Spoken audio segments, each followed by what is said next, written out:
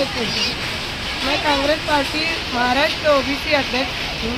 मैं मालेगांव शहर की जनता से ये बताना चाहती हूँ, क्या हम लोग यहाँ वार्ड नंबर 3 रमजानपुरा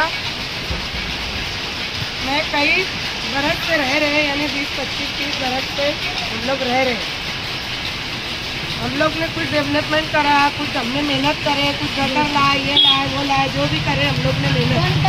उसके बाद हमारे सामने फातिमा मस्जिद की नींव रखी गई, हम लोग वहाँ मौजूद थे। ये फातिमा मस्जिद जो थी ये सूफी गुलाम रसूल के हाथों में थी। उसके बाद से जब ये फातिमा मस्जिद पत्थर की बनी हुई थी, यहाँ पर जो शब्बीर इमाम साहब हैं वो सलीम नगर की मस्जिद में इमामत करते थे।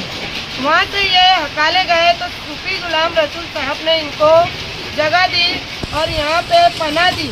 लेकिन इन्होंने क्या किया कि सूफी गुलाम रसूल के साथ धोखाधड़ी करके वो फातिमा मस्जिद को हथिया लिया।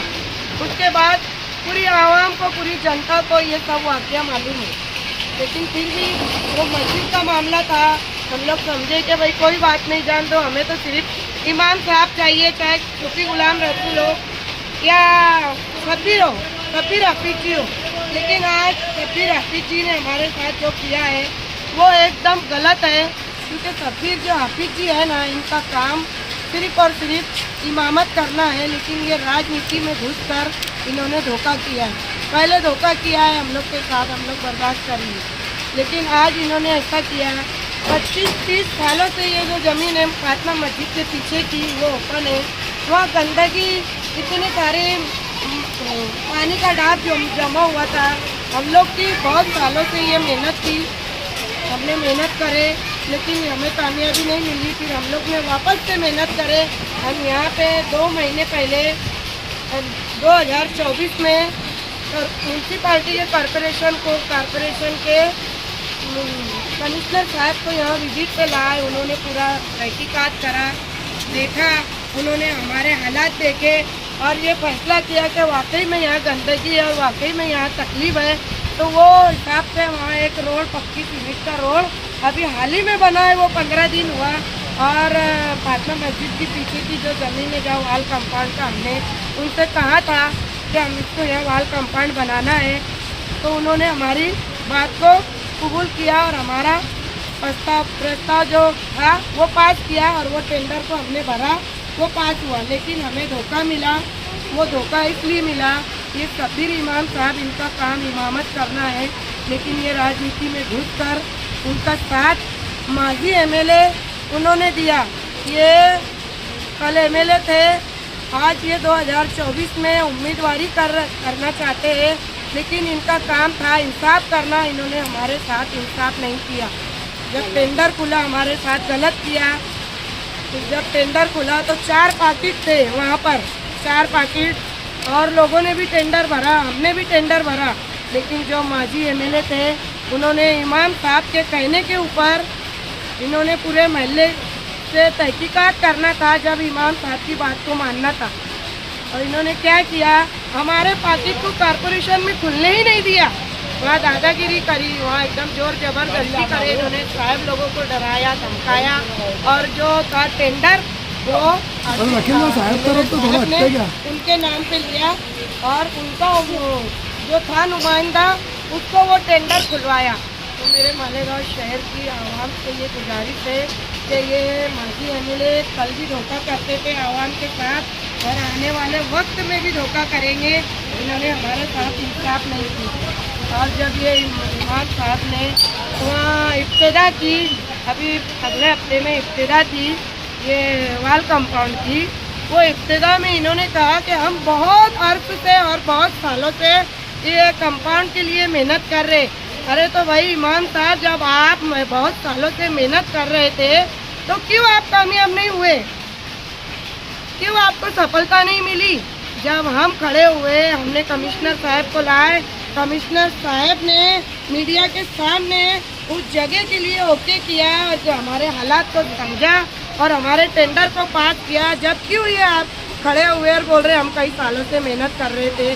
तो मेरी हमारे जनता से अपील है कि आने वाले वक्त में एक सच्चा इंसान को देखकर वोट देना। जो धोखा हमने खाया वो आने वाले वक्त में पूरी मालेगांव शहर को, जनता को धोखा मिलने वाला है। और ये मैं इंसाफ की मांग करती हूँ। हमारे पूरे वार्ड के लोगों से पूछ लो, ये तो गिने चुने लोग आए हैं, पूरे वार्ड में विजिट कर लो कि हमारे साथ धोखा हुआ कि नहीं हुआ। गलत ही हो रहा है ना, गलत ही हो रहा है ना। ये गलत हुआ। इमाम साहब का ये काम नहीं था, उनका सिर्फ काम था कि मस्जिद संभाले, लेकिन वो राजनीति में आकर धोखाधड़ी कर रहे हैं। ये जनता इसको गवारा नहीं करेंगी, क्योंकि जो जनता है ना, जनता की मिल्कियत से मस्जिद बनती है, उनकी खुद की मिल्कियत नहीं होती है मस्जिद। वो चाहे जिसको इमामत के लिए रखे, वो चाहे जिसको हटा दे। इन्होंने 11 मेंबर ऐसे चुने हैं जो इनके कान के नीचे के, जो उनसे हिसाब नहीं मांगते। ये शब्बीर हाफिज जी ऐसे इमाम साहब हैं। हम इनको कई दिनों से बर्दाश्त कर रहे हैं, लेकिन अब बर्दाश्त नहीं किया जाए। यहाँ पर जो मैदान में कई अर्स से वहाँ एक मदरसा था, वो मदरसा चलता था। वो मदरसे को तो जब ये मैदान में कई अर्स से मदरसा चल रहा था और ये मदरसा सूफी गुलाम रसूल साहब चला रहे थे, लेकिन उसके बाद जो शब्बीर इमाम साहब है फातिमा मस्जिद के, जिन्होंने गलत तरीके से उस मस्जिद को हथियाया सूफी गुलाम रसूल के हाथों से, और इसी तरह वो मदरसा भी तोड़वाया। और उसके बाद कम से कम ये 5-7 साल पुरानी बात है, ये मेरे पास आए। इन्होंने कहा कि ये मदरसा हमें हटाने का है, तो ये मदरसा उन्होंने हटा दिया। लेकिन उसके बाद उन्होंने कहा क्या आयशा नगर कब्रिस्तान के ट्रस्टी, तो उनका जहीर अशरफी है, तो वो जहीर अशरफी साहब के खिलाफ हमें केस दर्ज करना है। ये मैं गवाह हूँ, इमाम शब्बीर हाफिज जी गवाह है और अल्लाह गवाह है। ये तीनों के सिवा कोई गवाह नहीं देगा। इन्होंने मुझसे आगे कहा कि मुझे अशरफी साहब को फंसाना है, जहीर अशरफी साहब को फंसाना है। ये गवाही मैं देती हूँ कि इसके बीच, ये इनके बीच में एक शब्बीर इमाम साहब गवाह है और मैं गवाह हूँ, अल्लाह गवाह है। इन्होंने मुझसे कहा कि हमको जहीर अशरफी साहब जो आयशा नगर कब्रिस्तान के ट्रस्टी है, उनको फंसाना है। इन्होंने झूठी सच्ची बात बोलकर मुझे मजबूर, और मैंने फिर बाद में तहकीकात की जहीर अशरफी साहब इमाम साहब के बारे में, तो मुझे ये करना गवारा नहीं लगा। तो मैंने उनसे कहा कि भाई मैं उनके खिलाफ कुछ उनको फंसाना नहीं चाहती, लेकिन अब हमारे साथ भी इन्होंने धोखा किए। ये जो शब्बीर हाफिज जी है, ये मस्जिद में रहकर सिर्फ और सिर्फ धोखा करते हैं और उनके पीछे नमाज पढ़ने वालों को भी धोखे में रखते हैं। मेरी पूरे मालेगांव शहर की आवाम से गुजारिश है कि आने वाले वक्त में इंसान को पहचानो और वही इंसान को दो जो अपने बच्चों के मुस्तकबिल को संवारे। ये नहीं कि दादागिरी धोखाधड़ी करके मालेगांव शहर को चलाए। हमने बहुत अपने आने वाले वक्त में बहुत तकलीफ़ें झेली, लेकिन बच्चों का मुस्तकबिल नहीं इनके हाथों में दे सकते। तो प्लीज़ मैं आपसे गुजारिश करती हूँ और हाथ जोड़ के ये कहना चाहती हूँ मालेगांव शहर की आवाम से कि एक सच्चे और अच्छे ईमानदार को ही वोट दिया जाए।